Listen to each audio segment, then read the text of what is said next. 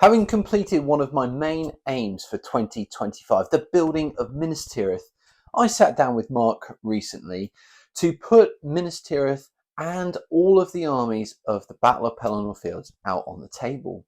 But when we did that, there seemed to be one thing missing. It became apparent very quickly that we were missing the ruined city of Osgiliath. So today I'm going to be building half of it, the side that is on the Minas Tirith side of the river. And not only am I going to be building it, but I'm going to set myself a challenge to get this completed in just 24 hours. That's correct. No 3 months like Minas Tirith. Today we are going to get this done in 24 hours. So without further ado, let's jump down to the workbench and let's get planning this project. Okay, welcome to the workbench. So with the timer set, we are now counting down the 24 hours. And I'm going to include in this my planning piece within the 24 hours.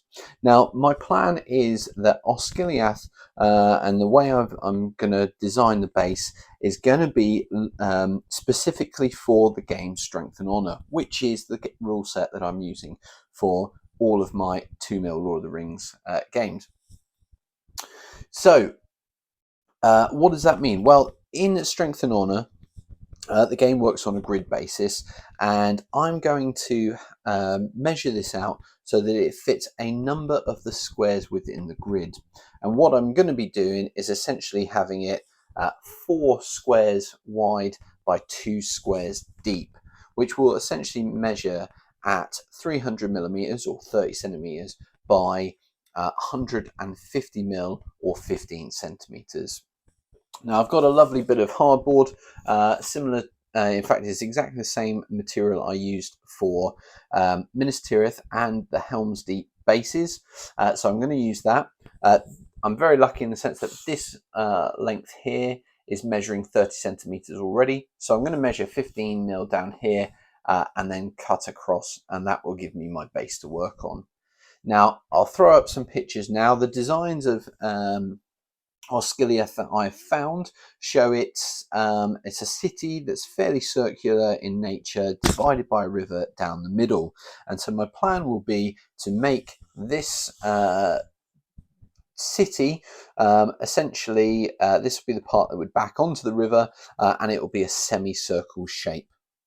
So that's the plan. We'll see how well I can execute it. Obviously, the usual building techniques will be used using this 3mm thin foam, and I'll be using some of the blue foam to create the buildings and whatnot. So without further ado, I'm going to draw this up. I'm going to go away and cut it, and we'll come back and hopefully start to plan out what the wall, how the wall is going to be shaped, where the buildings are going to be. So we'll be back in a flash. Okay, and welcome back to the workbench. As you can see, we've just done just over half an hour on our 24-hour challenge, and not only have I cut out the base, sanded off the edges, so just nice and rounded, but also the corners as well. But I've also gone ahead and drawn a bit of a design onto the base. Now I've done this based on some pictures I found online. We've got some towers around the outside of our curved wall, some gate houses, and sort of a main road that comes through. And this looks to this is a river that runs through, so we'll be trying to put that in and having it go off on the out of the city as well. We've also got this sort of courtyard area over here. We'll see what we do with that. I think most of the buildings are going to be fairly ruined, and that's the aim I'll be going for. But ultimately, I just want these roads and the rivers, the bit that leads out to the main river that goes through here. I just want those highlights so I know where I can put the buildings. So really the next thing to do is to get the blue foam out, also get out the 3mm foam, and start to basically cut out a load of buildings. I'll probably do the wall, but I'll cut out the main towers first and use those as anchor points, something to stick them into. So time to get a load of this done. I'll come back once I've got the bulk of the buildings done. So back in a flash. All right, welcome back to the workbench. A couple of hours have now passed, and I just wanted to do a quick update. Obviously, this has been a bit bitty, sort of taking time when I can to do the work on it. But here is what we've got so far. So we've got the base cut out, smoothed out. I've done the design on it, and I've started to now stick down the towers for Osgiliath. The plan will then be to use these walls that I've cut out. What I've done is I've done one with a lip, which will be the front, and one just as a back piece to hide the curves, but also to act as a walkway. What I'll do is I'll stick these together, get them all stuck, and then I will measure and cut in pieces to go between these walls. So that's where I'm headed. That should then take me probably through the next half hour, and get the wall in place. Once I've done that, then it's going to be the long slog job of cutting out all of the buildings in their sort of beaten up state and putting it in and sticking them all down.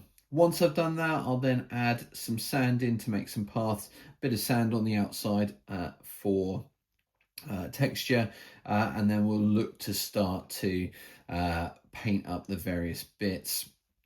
I'm not sure, I wasn't planning on it, but I need to work out how I'm going to do this waterway so it looks like there is a bank and it's not just on the water. So maybe I'll do some sand on the edge just to show sort of an edge, but we'll wait and see on that one. Not quite sure how I'm going to do that, but we will work on it. So that's pretty much where we've got to now. As I say, we're 2 hours down. It feels like a long time to go, but with a bit of drying time in there as well, we could be very quickly taking those hours away. Anyway, I'm going to go continue working on this, and I'll be back shortly with another update. And welcome back to the workbench. Now, quite some time has passed. I did mean to do some more filming between different stages, but time has been pushing on, and I really haven't had much opportunity. Now, we've put a live stream into this, plus multiple other hours. We've currently got nearly 18 and a half hours left. Now, this is going to be plenty of time. The 24-hour challenge is probably a little bit excessive. Probably could have done it in 12. So maybe we should have just redone it as a 12-hour, but that's not the point. We are well on our way to success here. So what have I done? Well, I have put sand and texture on the outside of the city. I have I've cut up all these bits of blue foam and put in all the buildings. I've got a couple of bridges. There's one here, and this here is sort of what would extend over to over the river and over the other side. I've left a sort of small courtyard area clear over here and made a sort of a large building here to be a central point. The river is in, and you can see there's banks either side. It's just a little strip of PVA covered in some sharp sand, just to give the sense that there is something holding the water in once I paint it. So speaking of paint, the next step is to move on to painting all of the inside of this grey minus the river. Once everything is grey and including the walls inside and out, once it's all dry, I will then go over with a dry brush of a sort of a light stone colour, and then I might pick out a few details with the black biro or Sharpie just to look like there's some doorways, some windows, etc, etc. And then I'll paint the river as well. So I think what we'll do is we'll come back at that point just prior to flocking the base on the outside of the wall, and that will give us a just before finished shot, and then we can do the finished shot as well. So without further ado, I'm going to jump back into this and hopefully see you very shortly for what will be the last clip before the finale. Okay, and welcome back to the workbench. We are absolutely smashing this out at this point, and I'm really pleased. Now, we do have nearly about 16 hours and just under 45 minutes left. Clearly, we've got way more time than we need. And as I say, we probably could have done this as a 12-hour challenge, or even maybe a 10-hour challenge. But either way, we are definitely well within our time limit. Now, in terms of the build, I have now painted everything that needs to be grey. The only thing I'm left to do is the river part, which I haven't quite worked out what I'm going to do yet. Maybe a sort of a black middle with some lighter blue on the outside. But we'll think about that. Now, the next thing I'm going to be doing is giving everything here a dry brush. I'll probably leave the water till last. Dry brush the outside, ground cover, dry brush all the grey, and then we can start adding a little bit of detail here and there, and obviously do the river as well. So with that being said, I'm going to crack on. Hopefully this shouldn't take very long at all. Once we've done that, I'm going to then probably finish off the detail. I'll probably even do the flocking as well, and then we'll come back with the finished item, or the finished bit of terrain, and we'll have a look at what Osgiliath looks like in 2 mil. So after nearly 10 hours of work, Osgiliath is finished, and I'm really pleased with how it's come out. The 2 mil terrain that I've been building for this Lord of the Rings project has absolutely impressed me, and continues to get better and better, in my opinion. So we're going to take a quick look at what Osgiliath looks like, give you an all-round view of the finished model, and we'll just finish up with some final thoughts. Now, I will highlight at this point that I've done something slightly different. Now, not under suggestion, but I received a suggestion from one of the people who supports my channel to suggest that actually I should put a green edge on my terrain so that it sort of sits into the terrain mat a little bit better. So I've done that on this one. I have to say, I quite like the look of it. I wasn't sure about it at first, but I quite like it. So I've done that. On the other side, when we'll get round to that, you will see I've changed up the colours slightly, and I'm not quite sure why I've done that, but anyway, I have done it, and that's what it is. So here we have from the front of Osgiliath, and this is what the player playing sort of Rohan and Gondor will see. Now, the player who will be playing the forces of Mordor and Sauron, they will get the view from the other side. This is going to sit on their table edge. So let's have a look at this. This is all made out of foam, which is kind of crazy. I've got some blue foam in there, and I've got the 3 mil stuff that I've used for the walls, and I'm really pleased. I didn't bother spraying it this time. I went straight for the paint, and I've used a dark grey to base coat pretty much everything, and then I've done a sort of dry brush over the top using Terminator stone from GW. I've used a little bit of black paint as well to go in and add a little bit of detail where windows might be or doorways, and I've also done some dry brushing on the paths or the roads and the courtyard area, and it just makes it look a little bit more weathered, worked, and I think it just gives it an all-round lived-in look, which I'm really pleased with.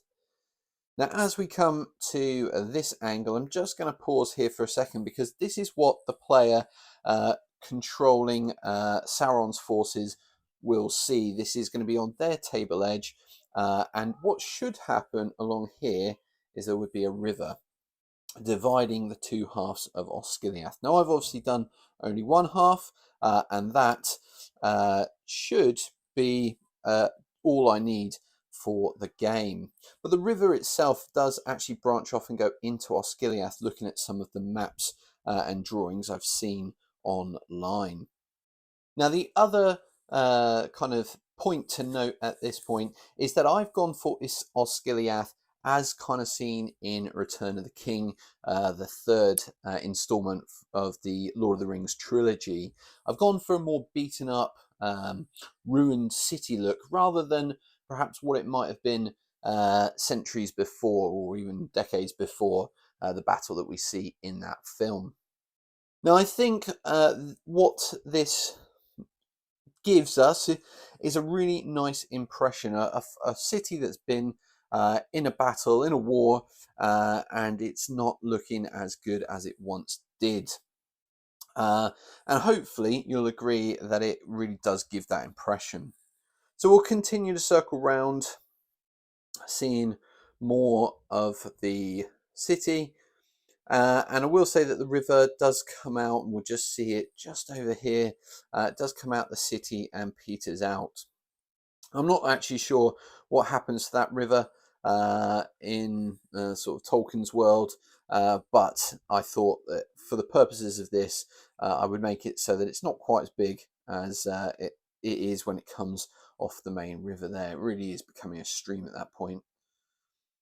So there is Osgiliath. I think there's some real positive points about this set or this model that I've put together, and I'm just really pleased with how it's come out. I've learned a lot over the time I've been making 2 mil terrain now, and I think I put a lot of the techniques that I learned into this build. And as I say, in just over 10 hours worth of work here, I've been able to knock out a really good bit of terrain, I think. And it's certainly looking a lot better. There's bits that I need to take from this and maybe go back to Minas Tirith. So I've already put the green edge on Minas Tirith, so that blends in better.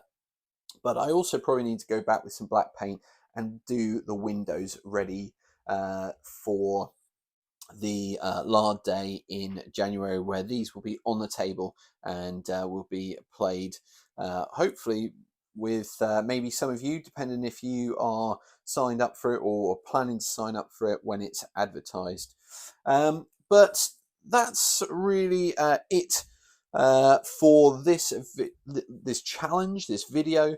I'm really pleased with how it's come out. And I certainly am now really encouraged to have a go at doing Edoras, which is the Rohan sort of home village, whatever we want to call it, up on top of the mountain. I think that would be a really nice piece, and I'm probably going to do it at about the same size as this. It'll sit nicely in the middle of the table and be a good center point for the armies of Rohan and the armies of Saruman to fight around. Now, if you've enjoyed this video, do please hit that like button. If you haven't subscribed yet, please do hit that subscribe button. It does make a big difference to the channel, and it helps the algorithms work in the background to suggest these videos to others who may like them. Now, next week, I will be back on Wednesday for my regular live stream. And then on Sunday, I have a nice little surprise for you. I've received a gift, sorry, not a gift, a parcel in the post, and I will be showcasing what has arrived next Sunday. So do tune in for that. And until next time, take care, stay safe, and we'll see you soon.